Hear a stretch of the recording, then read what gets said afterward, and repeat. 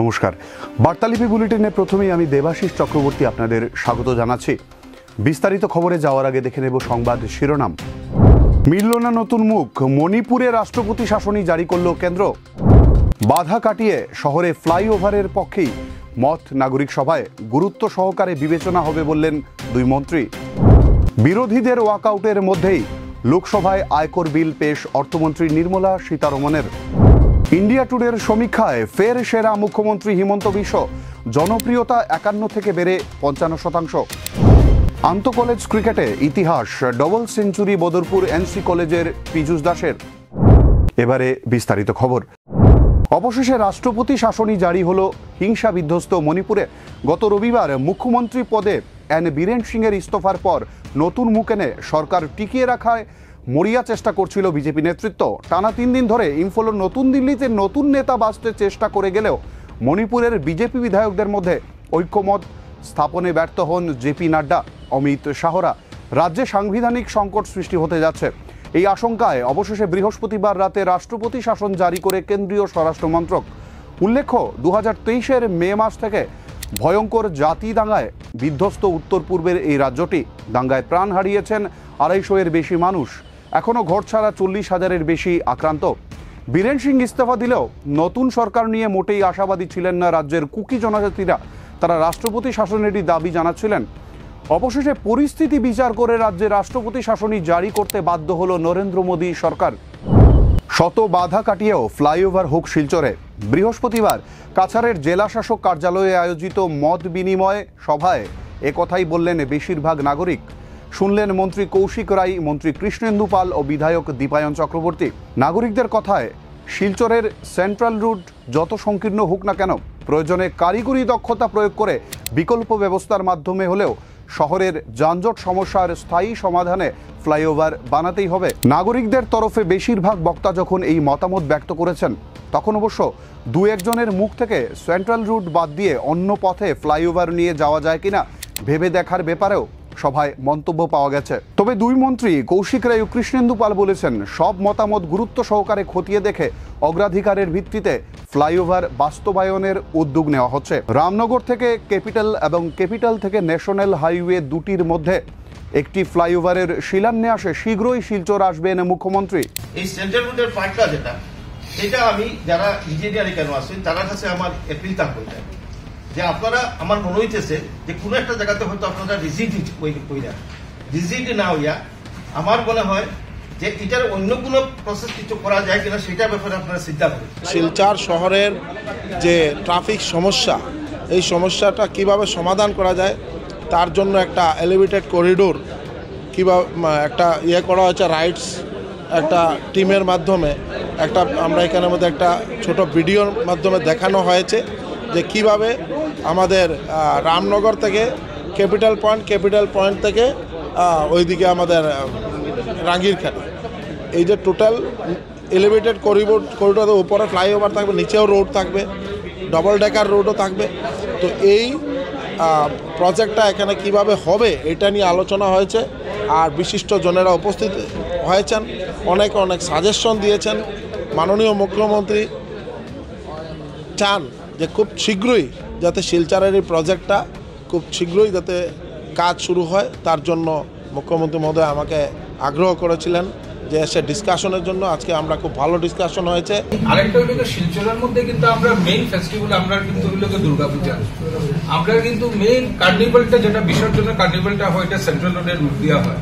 আপনারা এখানে ফ্যাক্টরিং করছেন নিয়ে বিসর্জন কিরকম হয়, আর কেন আপনার হাইট অফ দ্য এলিভেটেড করিডোরও ম্যাটার করবে। সব দিক থেকে কিন্তু ট্রাক আইব, প্রতিবার বিসর্জনের ট্রাক আপনারা কিরকম ফ্যাক্টরিং করছেন আর কোন রুটটারে আপনারা ইয়ারমার্ক করে রাখছেন বিসর্জনের। এই মতামতের ভিত্তিতে আমি লক্ষ্য করেছি যে মাননীয় আজকে বরাকভ্যালি ডেভেলপমেন্ট ডিপার্টমেন্টের যে মিনিস্টার কৌশিক রায় মহোদয়, উনি বিশেষভাবে উদ্যোগ নিচ্ছেন যে বরাকভ্যালি ডেভেলপমেন্ট কী করে করা যায়। তাদের দুজনের উপস্থিতিতে আজকে শহরের মানুষের বিশিষ্ট ব্যক্তিরা মতামত দিয়েছেন।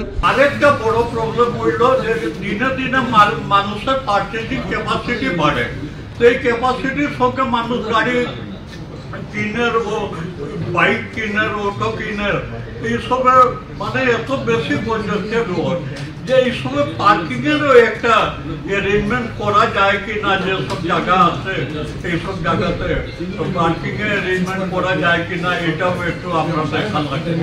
অনেকে বলেছেন ক্যাপিটাল থেকে রাঙ্গিরখাড়ি পর্যন্ত এটা করলে ভালো হবে, এরকম অনেকে মতামত দিয়েছেন।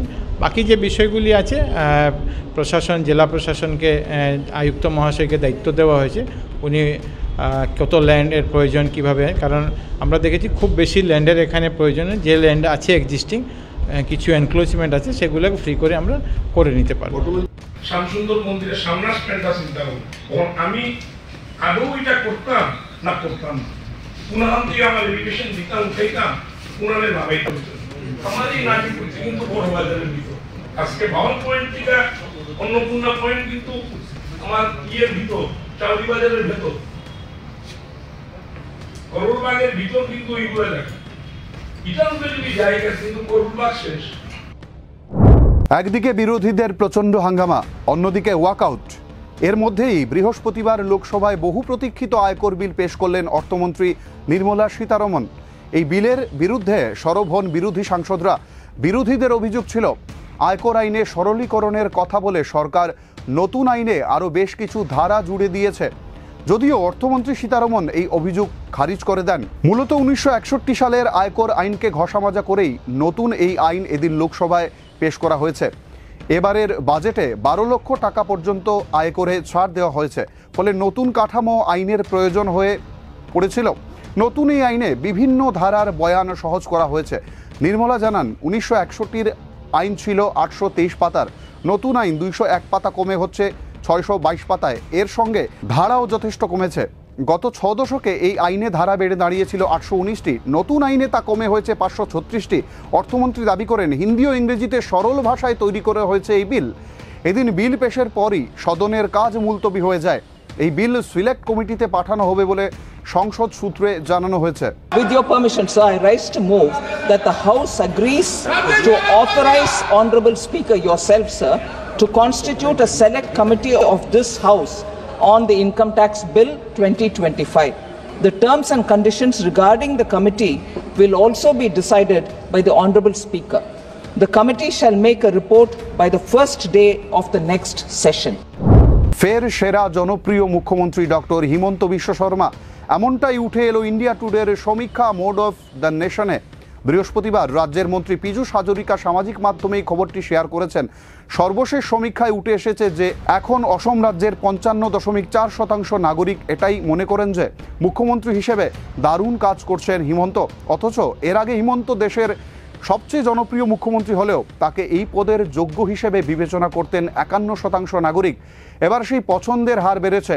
শুধু হার বেড়েছে এটা নয়, দেশের আরও 25টি রাজ্যের মুখ্যমন্ত্রীকে জনপ্রিয়তার দিক দিয়ে পেছনে ঠেলে দেওয়ার পাশাপাশি চন্দ্রবাবু নাইডু, মমতা বন্দ্যোপাধ্যায় কিংবা সিদ্ধারামাইয়া থেকেও রাজ্যবাসীর কাছে জনপ্রিয় মুখ্যমন্ত্রী হয়ে উঠেছেন হিমন্ত।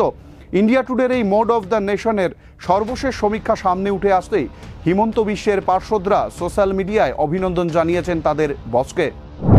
বাংলাদেশের দুটি জঙ্গি সংগঠনের সঙ্গে জড়িত এক কট্টর জেহাদিকে বুধবার চেন্নাইয়ে আটক করেছে অসম পুলিশের বিশেষ টাস্ক ফোর্স বা এসটিএফ। সে বাংলাদেশের নিষিদ্ধ জঙ্গি সংগঠন আনসারুল্লাহ টিম বাংলাদেশ অর্থাৎ এবিটি এর সদস্য বলে বৃহস্পতিবার অসম পুলিশ নিশ্চিত করেছে।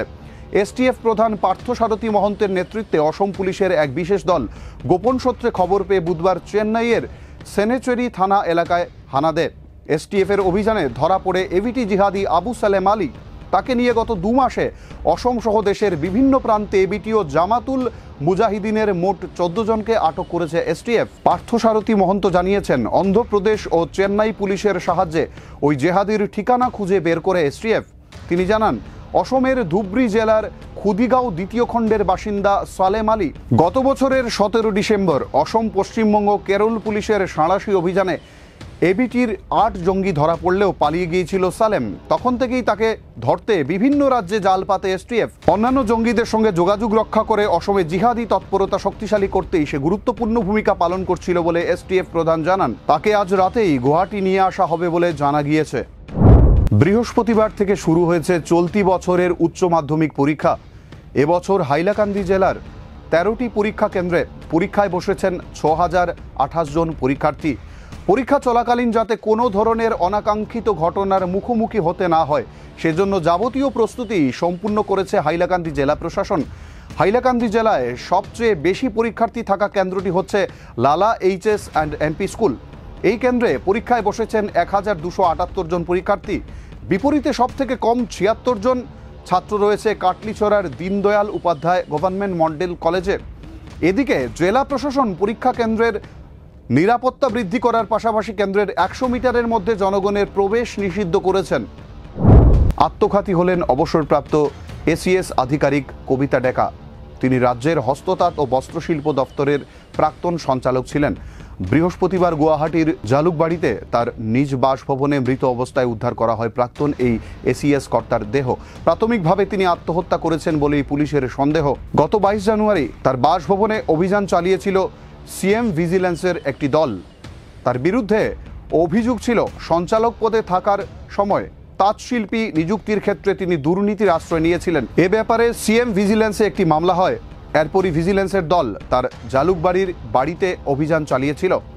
নথিপত্র সহ কিছু গুরুত্বপূর্ণ সামগ্রীও ভিজিল্যান্স দল বাজেয়াপ্ত করেছিল। পারিবারিক সূত্রে জানা গিয়েছে এই অভিযানের পর থেকেই মানসিকভাবে পুরোপুরি ভেঙে পড়েছিলেন কবিতা ডেকা। সম্ভবত সেই অবসাদ থেকেই তিনি চরম পথ বেছে নেন বলে সন্দেহ করা হচ্ছে। বৃহস্পতিবার সকালে ফের এক ভয়াবহ পথ দুর্ঘটনা ঘটল শিলচর শহরে। এদিন আশ্রম রোড এলাকায় সামগ্রী বোঝাই একটি মিনি ট্রাক নিয়ন্ত্রণ হারিয়ে রাস্তার পাশে থাকা একটি নালায় ছিটকে পড়ে যায়। এ ঘটনায় গুরুতর আহত হয়েছেন গাড়ি চালক। স্থানীয়রা ঘটনাটি দেখে চালককে গাড়ি থেকে উদ্ধার করে চিকিৎসার জন্য হাসপাতালে পাঠান। ঘটনার খবর পেয়ে ঘটনাস্থলে ছুটে আসে ট্রাফিক পুলিশ। পরে পুলিশ গাড়িটি উদ্ধার করে নিয়ে যায়। এবারে খেলার খবর। আসাম বিশ্ববিদ্যালয়ে আয়োজিত আন্তঃকলেজ ক্রিকেট প্রতিযোগিতায় বৃহস্পতিবার ডবল সেঞ্চুরি করলেন বদরপুর এনসি কলেজের পীযূষ দাস। তার অপরাজিত 207 রানে ভর করে এনসি কলেজ বদরপুর প্রথমে ব্যাট করতে নেমে এনসি পাল মেমোরিয়াল কলেজের বিপক্ষে 2 উইকেটে 293 রান করে। 207 রান করে অপরাজিত থাকেন পীযূষ দাস। জবাবে এনসি পাল কলেজ সব উইকেট হারিয়ে করে 81 রান। সুকান্ত জোশোয়ারা দখল করেন 3 উইকেট। ম্যাচের সেরা খেলোয়াড় হন পীযূষ। এর আগে দিনের প্রথম ম্যাচে জিসি কলেজ 7 উইকেটে হারায় নেহেরু কলেজকে। প্রথমে ব্যাট করতে নেমে নেহেরু কলেজ 16.3 ওভারে সব উইকেটে 125 রান করে। জবাবে জিসি কলেজ 10.2 ওভারে 3 উইকেট হারিয়ে জয়ের জন্য প্রয়োজনীয় রান তুলে নেয়। তরুণ সিংহ অপরাজিত থাকেন 56 রানে। শিলচর জেলা ক্রীড়া সংস্থা পরিচালিত এ ডিভিশন ক্রিকেটে মালুগ্রাম ক্লাবকে হারালো ক্লাব ওয়েসিস। সতীন্দ্রমোহন দেব স্টেডিয়ামে প্রথমে ব্যাট করতে নেমে ক্লাব ওয়েসিস 8 উইকেটে 256 রান করে। 37 বলে 56 রানের একটি মূল্যবান ইনিংস দলকে উপহার দেন সাইদুল আহমেদ বড়লস্কর। এছাড়া 40 রান করেন নয়ন চক্রবর্তী। মালুগ্রামের পিনাক পাল 52 রানে 3 উইকেট দখল করেন। জবাবে ব্যাট করতে নেমে মালুগ্রাম সব উইকেট হারিয়ে 171 রান করে। দলের পক্ষে সর্বাধিক 53 রান করেন সায়ন পাল। বার্তালিপি বুলেটিন আজ এ পর্যন্তই। ধন্যবাদ। শুভরাত্রি।